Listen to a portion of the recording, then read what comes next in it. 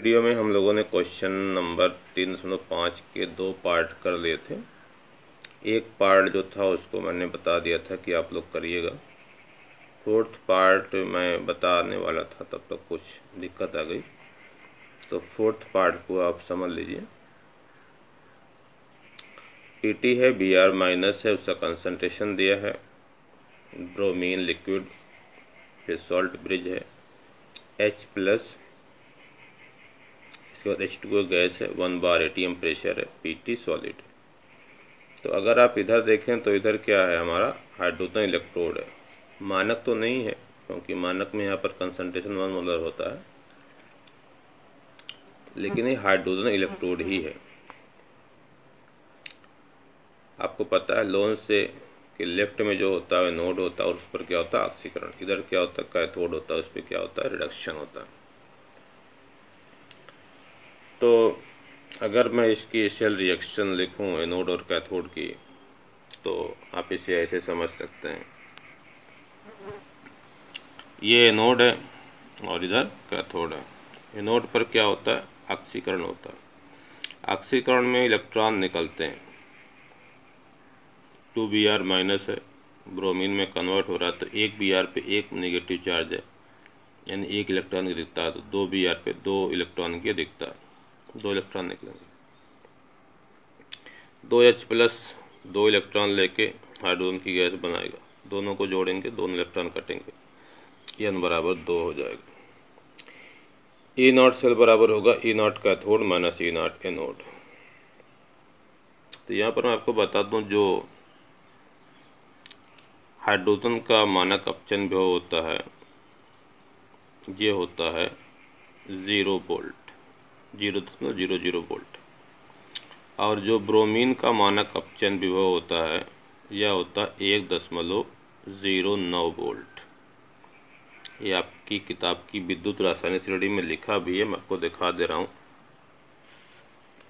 देख रहे हैं ब्रोमीन का मानक अपचयन विभव, ये देखिए 1.09 वोल्ट, और हाइड्रोजन का तो आपको याद ही रखना चाहिए, ये मानक होता है 0.00 वोल्ट, लिखा है ना। तो एनोड और कैथोड तो आपको पता ही है, एनोड पर ऑक्सीकरण होता है, यानी जो ब्रोमीन वाला है वो हमारा क्या है एनोड है, हाइड्रोजन वाला हमारा क्या कैथोड है। तो ई सेल बराबर होगा E0 cathode minus E0 anode, 0.00 minus 1.09 volt,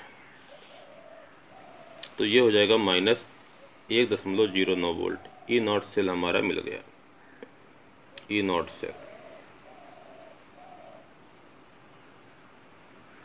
इसके बाद ई सेल बराबर क्या होगा, ई नॉट सेल माइनस 0.059/2, एन की जगह पे 2 है, लॉग क्यू। क्यू में क्या होगा, राइट वाला ऊपर होगा, लेफ्ट वाला नीचे होगा, तो माइनस 1.09 माइनस 0.059/2 लॉग। इधर देखिए जो लिक्विड गैस के साथ लिक्विड का जो ये लिक्विड है, ब्रैकेट में यहाँ पे यल लिखा गया है, तो गैस के साथ लिक्विड का कंसंट्रेशन 1 माना जाता है, तो उसको मैंने छोड़ दिया, और गैस का क्या लिया था पार्शियल प्रेशर ऑफ हाइड्रोजन बट्टे। इधर में देखिए आप इधर आएंगे तो partial pressure of H plus का स्क्वायर, जो इस की गिनती होती है वो पावर में जाती है, Br माइनस का स्क्वायर, तो ये हो गया। पार्शियल प्रेशर ऑफ हाइड्रोजन एक है, Br माइनस का जो कंसंट्रेशन क्वेश्चन में दिया है वो 0.01 का स्क्वायर है, और H प्लस का 0.03 का स्क्वायर। तो 0.01 क्या है 1 2 10 की पावर -2 है, और इसको मैं क्या लिख सकता हूँ 3 × 10 की पावर -2, स्क्वायर करेंगे 10 की पावर -4, इसमें स्क्वायर इसका भी होगा इसका भी होगा, तो 3 की पावर 2 का मतलब 9 हो गया, और ये हो जाएगा 10 की पावर -4, तो ये हो जाएगा 10 की पावर -8, ऊपर आएगा तो 10 की पावर 8 हो जाएगा, ठीक है। अब देखिए माइनस 1.09 फिर minus 0.059/2 log 10⁻8/9 minus 1.09 minus 0.59/2 log. तो इस 10⁸ को 10 × 10⁷ लिख सकते हैं। अब माइनस 1.09 माइनस 0.59/2 लॉग 1.111 हो जाएगा, भाग देंगे गुणे 10⁻7। तो log a × b बराबर क्या, तो log a धन log b होता है। तो log 1.11 का मतलब हमको क्या देखना है, 11 के सामने पहले वाले खाने में मान देखना है। तो इसका मान भी आप देखना समझ लीजिए, 1.11 का देखना है तो हमको 11 के सामने पहले वाले खाने में मान देखना और यहाँ दशमलव लगाना है। तो देख रहे होंगे 0,4 उसके बाद 53 लिखा है, तो यहाँ पे दशमलव लगा देंगे 0,453 और ये जो 10⁻7 है 7 उतर जाएगा +7, तो इसको जोड़ देंगे तो 7.0453 हो जाएगा। इसको पूरा हल कर लेंगे तो माइनस 0.207 हो जाएगा और इसको जब दोनों माइनस से जुड़ जाएगा 1.297 वोल्ट हो जाएगा। तो ये आ गया पाँचवें का जो चौथा पार्ट था उसका आंसर आ गया। अब आप जो है छठवां क्वेश्चन देखिए, घड़ियों एवं अन्य युक्तियों में अत्यधिक उपयोग में आने वाली बटन सेल में निम्नलिखित अभिक्रिया होती है।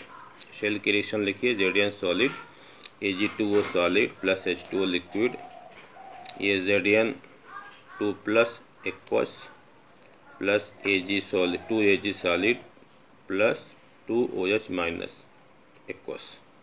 ठीक है, अभिक्रिया के लिए डेल्टा G0 और E0 ज्ञात कीजिए। तो ध्यान से देखिए, उसमें Ag सॉलिड जो है वो कन्वर्ट हो रहा है Zn सॉलिड कन्वर्ट हो रहा है Zn2 प्लस में एक्वस है। तो ये तो कन्फर्म है कि यहाँ पर ऑक्सीकरण हो रहा है और ये क्या होगा, एनोड होगा, इसमें 2 इलेक्ट्रॉन निकल रहे हैं और इसका जो मानक अपचयन विभव होता है वो माइनस 0.76 वोल्ट होता है। और कैथोड पर जो उसके बाद जो लिखा है Ag2O प्लस H2O लिक्विड, ये 2 इलेक्ट्रॉन लेगा क्योंकि यहाँ पर Ag2O में जो Ag की ऑक्सीकरण संख्या वो +1 है, तो 1 पर 1 प्लस चार्ज है तो 2 पे 2 प्लस चार्ज, 2 इलेक्ट्रॉन लेगा और Ag में कन्वर्ट हो जाएगा +2OH माइनस। इसका जो मानक अपचयन विभव होता है 0.344 वोल्ट होता है। अब अगर दोनों रिएक्शन को जोड़ोगे तो दोनों जुड़ जाएगी और यहाँ पे कितने इलेक्ट्रॉन कट रहे हैं, 2 इलेक्ट्रॉन कट रहे हैं, तो यहाँ पर n बराबर कितना आ जाएगा, 2 हो जाएगा। ये संपूर्ण सेल अभिक्रिया। ई सेल बराबर होगा E0 cathode minus E0 anode. तो कैथोड जो है वो नीचे वाला है। हाँ, एक चीज़ और आपको बता दूं कि इसका जो E0 सेल है ये जो है आपकी किताब में नहीं दिया गया, इसको मैंने नेट से ढूंढ के निकाला था। तो इस रिएक्शन के लिए E0 सेल का मान इतना ही होता है। ठीक है, तो ये कैथोड का काम करेगा, E0 cathode minus E0 anode. तो ये कैथोड का हो जाएगा 0.344 वोल्ट, माइनस गुणे माइनस प्लस 0.76 वोल्ट। इसको दोनों प्लस से जुड़ जाएगा 1.104 वोल्ट। तो डेल्टा G0 बराबर होगा माइनस n, इनका मतलब 2 या 96,500 E0 से गुणा कर लेंगे तो इतना हो जाएगा। दशमलव को 3 अंक इधर लाएंगे तो ये हो जाएगा किलो जूल पर मोल। ठीक है, तो ये जो है क्वेश्चन नंबर 6 का सॉल्यूशन है। अब आप 7 देख, किसी वैद्युत अपघट्य के विलयन की चालकता और मोलर चालकता को परिभाषित कीजिए। तो चालकता भी मैंने समझाया, मोलर चालकता भी समझाया, वहाँ सर आप वहाँ से इसको देख लीजिएगा। सांद्रता के साथ इनके परिवर्तन की विवेचना कीजिए। सांद्रता या तनुता, सांद्रता अगर घटती है तो तनुता बढ़ती है। तो तनुता के साथ मैंने चालकता और मोलर चालकता दोनों को समझाया है कि तनुता बढ़ाने पर चालकता क्या होती है, घटती है। मोलर चालकता और तुल्यांक की चालकता क्या होती है, बढ़ती है। तो ये क्वेश्चन नंबर जो 7 है इसको खुद से कर लेना, इसको मैंने थ्योरी में पढ़ाया है और अगली वीडियो से मैं क्वेश्चन नंबर 8 से समझाऊंगा।